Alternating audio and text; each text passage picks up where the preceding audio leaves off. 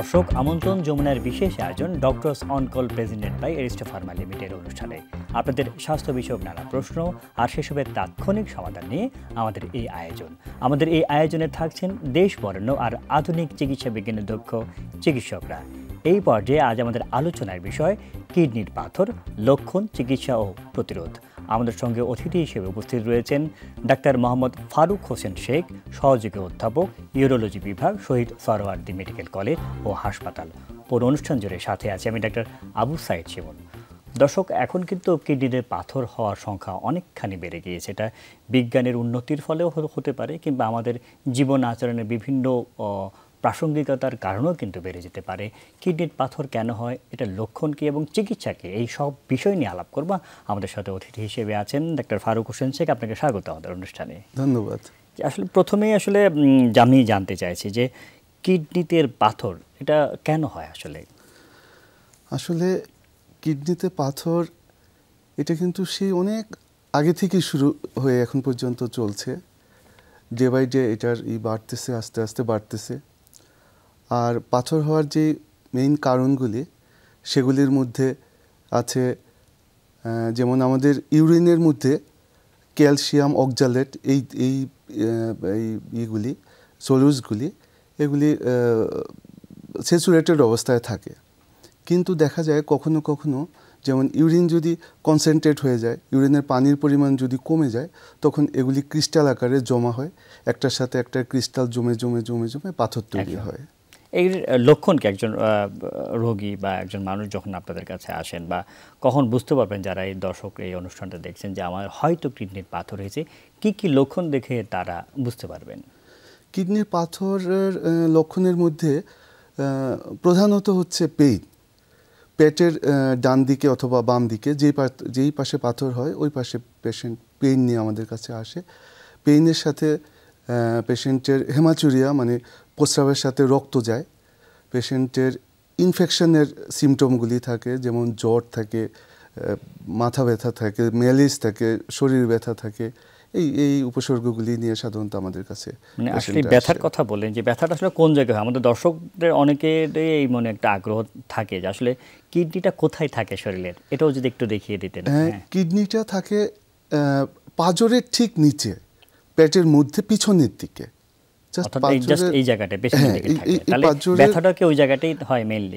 ব্যথাটা এই জায়গাটি মেইনলি হয়, এবং এই ব্যথাটা শুধু যে এখানে থাকবে তা না, এটা নিচের দিকে প্রস্রাবের নালীর দিকে, নালীর দিকে, এটা এখান থেকে যে প্রস্রাবের নালী হয়ে চলে গেছে এই পুরো জায়গা জুড়ে ব্যথা, পুরো জায়গা জুড়ে। এটা কি অল্প ব্যথা হয় নাকি তীব্র ব্যথা হয়? এটা ডিপেন্ড করে যে পাথরটা কোথায় আছে, পাথরের লোকেশন অনুযায়ী এটা ব্যথাটা হয়। যেমন যদি কিডনির মধ্যে পাথর থাকে সেই ক্ষেত্রে ব্যথাটা এক জায়গায় ফিক্স থাকে। আর যদি পাথরটা কিডনির নালীর মধ্যে চলে আসে তখন দেখা যায় যে সিভিয়ার পেইন হয়।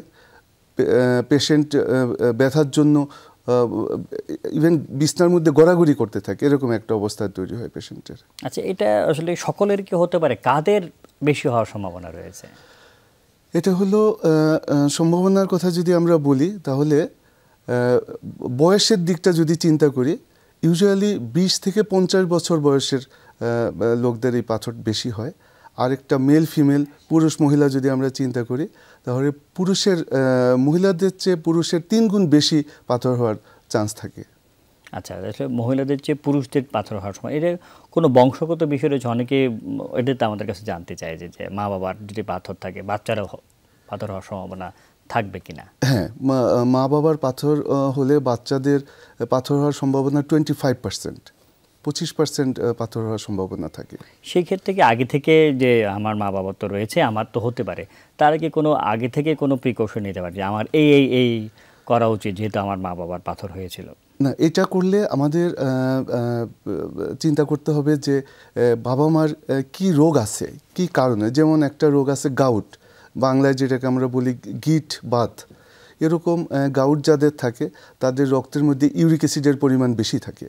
সেই ইউরিক অ্যাসিডগুলি যখন ইউরিনের মধ্যে চলে আসে তখন এগুলি ক্রিস্টাল আকারে একটার সাথে একটা লেগে পাথর তৈরি হয়। তো আমরা প্রিভেন্টিভ হিসেবে আমরা বাবা মার যদি গাউট থাকে তাহলে বাচ্চাদের কি তাদের ইউরিক অ্যাসিড বেশি কিনা বা এরকম কোনো গাউটের কোনো সম্ভাবনা তাদের আছে কিনা, এইগুলি আমরা আগে থেকে অ্যাসেস করতে পারি। অর্থাৎ এই জিনিসগুলো থেকে আগে থেকে অ্যাসেস করা যায় বা সে অনুযায়ী যদি আপনাদের পরামর্শ মেনে চলা যায়, দেখা যায় যে এই যে তাদের পাথর হওয়ার সম্ভাবনা সেটা অনেকখানি কমে আসবে। আসলে কোন কোন পরীক্ষা নিরীক্ষা করে বোঝা যায় যে কিডনিতে পাথর রয়েছে, এই বিষয়ে আমরা আলাপ করবো একটি বিরতির পর। শুধু দর্শক, অনুষ্ঠানে এই পর্যায়ে নিয়ে নিচ্ছে একটা ছোট্ট বিরতি, সাথেই থাকুন। বিরতির পর doctors on Call presented by Aristopharma limited অনুষ্ঠানে আপনাদেরকে আবারও স্বাগত জানাচ্ছি। আজকে আমরা আলাপ করছি কিডনির পাথর লক্ষণ এবং চিকিৎসা নিয়ে, এবং আমাদের সাথে অতিথি হিসেবে আছেন ডাক্তার ফারুক হোসেন শেখ। আপনাকে আবারও স্বাগত। আমরা বিরতির আগে আসলে বলছিলাম যে কি কি পরীক্ষা নিরীক্ষা রয়েছে, পরীক্ষা করে কিভাবে বোঝা যায় যে কিডনিতে পাথর থাকতে পারে। ধন্যবাদ। আমাদের কাছে একটা পেশেন্ট যখন এরকম ব্যথা নিয়ে আসে কিডনি রিজনে, যেখানে কিডনি থাকে ওই রিজনে ব্যথা, অথবা প্রস্রাবের থলি এই রিজনে কোনো ব্যথা নিয়ে আসলে আমরা যখন সাসপেক্ট করি যে এটা কিডনির পাথর হতে পারে, শুরুতেই আমরা একটা এক্সরে করে দেখি। কেননা পাথর 85% পাথর এক্সরেতে বোঝা যায়, আর 15% পাথর এক্সরেতে বোঝা যায় না। যখন আমরা দেখি যে না এক্সরেতে কিছু আসেনি, সেই ক্ষেত্রে আমরা একটা আলট্রাসোনোগ্রাফি করি পেশেন্টের। এই দুটা করলে আমরা মোটামুটি শিওর হয়ে যেতে পারি যে পেশেন্টের পাথরের জন্য এই ব্যথা। এরপরে আমরা ইউরিনের পরীক্ষা করি যে ইউরিনে ইনফেকশান আছে কিনা, কী কারণে পাথরটা হলো।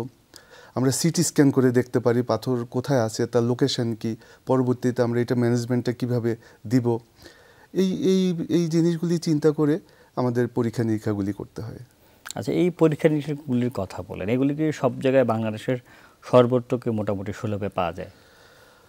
বাংলাদেশের সর্বক্ষেত্রে পাওয়া যায় না। যেমন এক্সরে, আলট্রাসোনোগ্রাম এই পরীক্ষাগুলি সর্বত্রই সুলভে পাওয়া যায়। বাট কোনো কোনো ক্ষেত্রে যে আমাদের সিটি স্ক্যানের দরকার হয়, তখন যে হায়ার সেন্টারগুলি আছে ওইখানে আমাদেরকে পাঠাতে হয়। কিন্তু বেশিরভাগ ক্ষেত্রে তো আপনি যেটা বলেন যে এক্সরেতে বা আলট্রাসোনোতে মোটামুটি রোগ শনাক্ত তো করা হয়ে যায়, খুব কিছু জটিল বিষয় ছাড়া, তাই তো? জি জি। আচ্ছা, এই যখন ধরেন শনাক্ত হয়ে গেল আপনাদের কাছে মতো যারা ইউরোলজিস্ট রয়েছেন বিশেষজ্ঞ, তাদের কাছে যখন আপনাদের ম্যানেজমেন্টকে আপনারা কী কী চিকিৎসা দেন? আসলে আমরা পাথরের চিকিৎসা ডিপেন্ড করে যে পাথরের লোকেশন এবং পাথরের সাইজ। পাথর যদি দেখা যায় অনেক ছোট পাথর, যেমন 5-6 মিলিমিটার পাথর, ওই পাথরগুলির জন্য আমরা মেডিকেল ম্যানেজমেন্ট দিতে পারি। অর্থাৎ তাদের অপারেশনের প্রয়োজন হলে, আমাদের সহজ ভাষায় যদি অপারেশনের প্রয়োজন হয় না, অপারেশনের প্রয়োজন হয় না, ওষুধ দিলে পাথর বের হয়ে যায় অথবা পাথর গলে বের হয়ে যায়, এরকম হতে পারে। আর পাথরের যদি বড় হয়, যেমন 2 সেন্টিমিটার 3 সেন্টিমিটার এরকম বড় পাথর যদি হয়, সেই ক্ষেত্রে অনেকগুলি অপশন আছে, অনেকগুলি পদ্ধতি আছে পাথর বের করার। যেমন ESWL নামে একটা পদ্ধতি আছে, যেটা ক্রাশ করা যায়। পাথরকে ক্রাশ করে দিলে সেটা প্রস্রাবের সাথে বা ইউরিনের সাথে পাথর বের হয়ে যাবে। আরেকটা হলো যে পেশাবের রাস্তা দিয়ে আমরা RIRS করতে পারি। RIRS করে লেজার দিয়ে পাথরকে আমরা ধরিয়ে নিয়ে আসতে পারি। আরও অত্যাধুনিক যে পদ্ধতিগুলি আছে তার মধ্যে আছে PCNL। আমরা ছোট্ট একটা ছিদ্র করে 15 মিলিমিটার বা 20 মিলিমিটার একটা ছিদ্র করে সেই ছিদ্র দিয়ে পাথর ভেঙে ক্রাশ করে ধরিয়ে নিয়ে আসতে পারি। এটা আমাদের দেশে বা ওয়ার্ল্ড ওয়াইড এটা এখন সবচেয়ে বেশি পপুলার হচ্ছে PCNL। আর যেটা করা হতো যে পেট কেটে পাথর বের করে, সেই অপশন তো এখনও আছে বিভিন্ন জায়গায়। যেখানে এই ধরনের ফ্যাসিলিটিস নাই, সেখানে আমাদের পেট কেটে পাথরের অপারেশন করতে হয়। আচ্ছা, একটু অনেকেই যেটা জানতে চায়, সকল পাথরকে একদম ক্র্যাশ করে করা যায়, এটার কি কোনো কোথায় পাথরটা রয়েছে বা পাথরের সাইজ এটার উপর ডিপেন্ড করে, নাকি সকল পাথরকে ক্র্যাশ করে যে প্রস্রাবের মাধ্যমে বের করে দেয় সেটা সম্ভব? না, আপনি ঠিকই বলেছেন যে পাথরের লোকেশন এবং পাথরের সাইজ এটার উপরে ডিপেন্ড করে। কারণ অনেকেই দেখেছেন আপনাদের কাছে যখন যায়, আপনি বলছেন যে অপারেশন লাগবে, তিনি হয়তো কার কাছ থেকে শুনে এসেছেন যে তার কোনো আত্মীয় বা বন্ধু ক্রাশ করবে, তখন তো আপনাদের কাছে বল না এটা আমি ক্রাশ করতে চাই। আসলে সেই ক্ষেত্রে আসলে বিষয়গুলো কি, এটা বিস্তারিত যদি না, সেই ক্ষেত্রে যদি বড় পাথর হয়, অনেক ক্ষেত্রে বড় পাথর আমরা করি, কিন্তু সেই ক্ষেত্রে কিছু কমপ্লিকেশন বড় মানে আসলে সুনির্দিষ্টভাবে কি বলা যায় এত বড় বা এত সাইজের বেশি যেমন হলে? ক্রাশ করতে গেলে আমরা 1 সেন্টিমিটারের বেশি পাথর, বেশি বড় হলে সেই পাথর আমরা ক্রাশ করি না। অনেক ক্ষেত্রে দেখা যায় 1 সেন্টিমিটার পাথর ক্রাশ করতে গেলে পাথর কিছুটা থেকে যায়, ইউরিনের সাথে যে আসবে অনেক ক্ষেত্রে আসে না। ক্রাশ করার পরে দেখা যায় যে পেশেন্টের প্রস্রাবের সাথে রক্ত যায়, পেশেন্টের ব্যথা হয়, ইনফেকশন হয়। এই কারণে বড় পাথরগুলি আসলে ক্রাশ না করাই ভালো। সেই ক্ষেত্রে আমাদের অল্টারনেটিভ অপশন আছে, সেই পদ্ধতিগুলি আমরা করতে পারি। জি জি। আচ্ছা, আপনি বলছেন যে পিসিএনএল এর কথা, পিসিএনএল বিষয়টাকে একটু যদি আমাদের দর্শকদের বলে, যেটা বলেছেন যে আধুনিক একদম। জি, পিসিএনএলটা আসলে আধুনিক এবং এটা ওয়ার্ল্ড ওয়াইড এখন এটাই করা হয়। পিসিএনএলটা হচ্ছে আমি কিডনি বরাবর ছোট একটা ছিদ্র করে, সেই ছিদ্রটা পাথরের সাইজ অনুযায়ী 15 মিলিমিটার থেকে শুরু হয়ে 28 মিলিমিটার পর্যন্ত আমি ছিদ্র করতে পারি।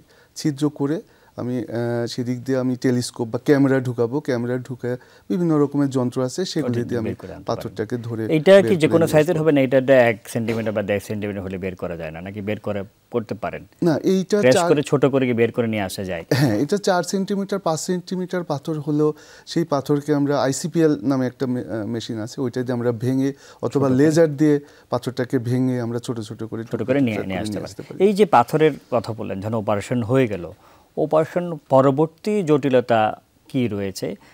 সেই সাথে অনেকে জানতে চায় যে অপারেশন আমি করাবো না, এখন হয়তো আমার আর্থিক সমস্যা রয়েছে বা আমি ভয় পাচ্ছি, অপারেশন না করালে কি কি হতে পারে, এই সব বিষয় নিয়ে আমরা আলাপ করবো একটি বিরতির পর। দর্শক, অনুষ্ঠান এই পর্যায়ে নিয়ে নিচ্ছে একটা ছোট্ট বিরতি, সাথেই থাকুন।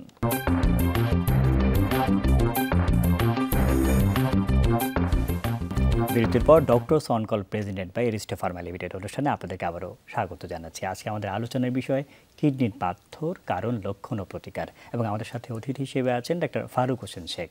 আমরা আলাপ করছিলাম, আপনি খুব সুন্দরভাবে বলছিলেন যে অনেক আধুনিক পদ্ধতি রয়েছে।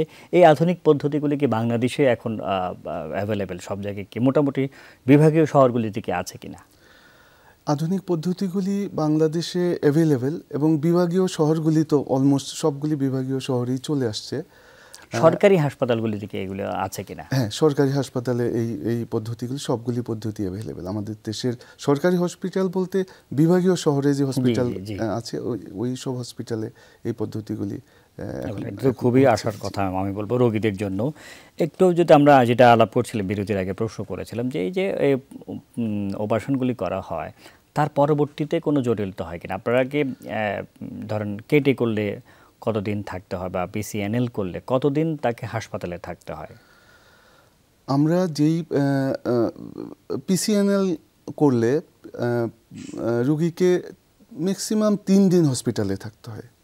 পিসিএনএলের জটিলতা তুলনামূলকভাবে কেটে করার চেয়ে অনেক কম, কিন্তু কখনো কখনো দেখা যায় একটু জটিলতা হয়। কি হতে পারে, যেমন রক্তক্ষরণ বেশি হতে পারে, রোগীর জ্বর আসতে পারে, ইনফেকশন হতে পারে। সেই ক্ষেত্রে আমরা হয়তো বা 2-1 দিন বেশি হসপিটালে রাখতে হয় আমাদেরকে। আর কেটে করলে কতদিন থাকতে হয়? কেটে করলে তো আমরা সেলাই না কাটা পর্যন্ত তো আমরা হসপিটালে রাখি। আমরা 7 দিন 8 দিনের দিন আমরা সেলাই কাটি, তারপরে রোগীকে আমরা ডিসচার্জ করি। অনেকেই জানতে সরকারিভাবে হোক বেসরকারি, সরকারিভাবে হলে এটার কি কোনো খরচ রয়েছে, কোনো ইনস্ট্রুমেন্ট বা কোনো কিছুকে কিনতে হয় রোগীদের? না, সরকারিভাবে যখন ইনস্ট্রুমেন্ট অ্যাভেলেবেল থাকবে তখনই আমরা তো এগুলি করব। রুগীকে দিয়ে তো কিনানোর কোনো সুযোগ নেই এগুলি, যে আমরা রুগীকে দিয়ে ইনস্ট্রুমেন্ট কিনাবো তারপরে আমরা সেই অপারেশনগুলি করব, সেই সুযোগ নাই। কেননা ইনস্ট্রুমেন্টগুলি তো অনেক ব্যয়বহুল একটা বিষয়। জি। আর বাইরে যদি আমরা বেসরকারিভাবে ক্লিনিক বা ইয়াগুলিতে এই ধরনের অপারেশনগুলি করতে আনুমানিক কেমন পড়তে পারে? আমাদের দেশে মোটামুটি একটা রেঞ্জ বললেও আমাদের দর্শকরা তো বুঝবে। হ্যাঁ, আমাদের দেশে বড় বড় প্রাইভেট হসপিটালগুলিতে অলমোস্ট সবগুলি অপারেশনই হয়, সব ধরনের যন্ত্রপাতি আছে, অ্যাভেলেবেল আছে। তো কিছুটা ব্যয়বহুল। যেমন পিসিএনএল অপারেশন করলে কত 60-70 হাজার টাকার মধ্যে করা যায়, যদিও এটা অনেক গরিব রোগীরা আছে তাদের জন্য এটা। কিন্তু আপনি যেটা বললেন যে সরকারি হাসপাতাল, বিভাগীয় শহরের সরকারি হাসপাতালগুলোতে এটা তো অ্যাভেলেবেল রয়েছে। সবগুলি তো হয়তো বা অ্যাভেলেবেল না, বাট অলমোস্ট। আচ্ছা, যদি কেউ এই যে ধরেন এমন তো হয় বাংলাদেশের প্রেক্ষাপটে এটা খুবই সাধারণ যে সরকারি হাসপাতালে গেলে ওখানে সিট পাচ্ছে না, কিংবা বেসরকারি হাসপাতালে যাওয়ার মতো তার অতটুকু আর্থিক সামর্থ্য নেই। আবার অনেকে আসেন যে ভয় পায় অপারেশনের কথা শুনলে। এই কেউ যদি অপারেশন করতে দেরি করে কি কি সমস্যা আসলে হতে পারে? অপারেশনে দেরি করলে এটার তো কমপ্লিকেশন অনেক বড় ধরনের কমপ্লিকেশন হতে পারে। যেমন উদাহরণস্বরূপ বলা যায় একটা পাথর, ছোট একটা পাথর, হয়তো 1 সেন্টিমিটার পাথর কিডনির নালির মধ্যে এসে আটকে আছে। ওই পাথরটাকে যদি আমি ইমিডিয়েট অপারেশন না করি তাহলে কি হবে, কিডনি থেকে ইউরিনটা নামতে পারবে না, ইউরিনটা আটকে যাবে, যেটাকে আমরা হাইড্রোনেফ্রোসিস বলি, মানে কিডনির মধ্যে পানি জমে আছে। এখান থেকে কি হতে পারে, ইনফেকশন হতে পারে, ইনফেকশন হয়ে ওই পানির মধ্যে পুজ হতে পারে, কিডনির মধ্যে পুজ হতে পারে, আলটিমেটলি কিডনি ড্যামেজ হয়ে যাওয়ার সম্ভাবনা থাকে। আরেকটা হলো, যেখানে পাথরটা আটকে আছে নালির মধ্যে, সেই নালিটা আস্তে আস্তে ক্ষত হয়ে নালিটা পরবর্তীতে দেখা যায় যে নালিটা শুকায় যায়, চিকন হয়ে যাচ্ছে। এই ধরনের অনেক কমপ্লিকেশন। আমাদের কি কি জীবনযাপন বা খাদ্যাভ্যাস বা কি কি নিয়ম মেনে চললে কিডনি পাথর হওয়ার সম্ভাবনা কমে আসবে, এটা যদি আমাদের দর্শকদের বলতেন। আমরা যদি চিন্তা করি যে পাথর কী কারণে হচ্ছে, যেমন আমি একটু আগে বলেছি যে ইউরিনের পানির পরিমাণ যদি কমে যায়, ইউরিন যদি কনসেন্ট্রেটেড হয়ে যায়, তাহলে ক্রিস্টালগুলি একটার সাথে একটা পানি বেশি করে খেতে হবে, ডিহাইড্রেশন অবস্থায় থাকা যাবে না। যেমন আমাদের রেগুলার 2 থেকে 3 লিটার পানি খাওয়া দরকার। যদি আমরা হাইড্রেশন মেনটেন করি সেই ক্ষেত্রে ক্রিস্টালাইজেশন হবে না, পাথর তৈরি হবে না। 1 2 নাম্বার হচ্ছে যে অ্যানিম্যাল প্রোটিনটা যদি আমরা কমাই দিই, অ্যানিম্যাল প্রোটিন কি করে, লিভারে গিয়ে সেটা অক্সালেট তৈরি করে, যেটা পাথরের একটা আমরা যে বলছি মাছ মাংস এগুলি একটু পরিমিত পরিমাণ খেতে, পরিমিত, বিশেষ করে মাংসটা, হ্যাঁ, এটা একটু পরিমিত খেলে দেখা যাবে যে অক্সালেট তৈরি হচ্ছে না, পাথর হওয়ার সম্ভাবনা কমে যাচ্ছে। আরও কিছু বিষয় আছে, যেমন মাটির নিচে সবজি যেগুলি আছে, মূলা, গাজর, শালগম, এই টাইপের, কচুরলতি, এই ধরনের খাবারগুলি যদি কিছুটা অ্যাভয়েড করা যায় তাহলেও পাথর হওয়ার চান্স অনেকটা। এই যে আমরা যেটা এগুলি তো আসলে সব রোগের ক্ষেত্রে দেখা যায় যে স্বাস্থ্যকর জীবনযাপন, সাথে সাথে বেশি পরিমাণ তরল বা পানি খাওয়া, এগুলি হলে এই যে কিডনি পাথর হওয়ার সম্ভাবনা অনেকখানি কমে যাবে। ডক্টর ফারুক হোসেন শেখ, এতক্ষণ আমাদের সাথে থাকার জন্য আপনাকে অসংখ্য ধন্যবাদ।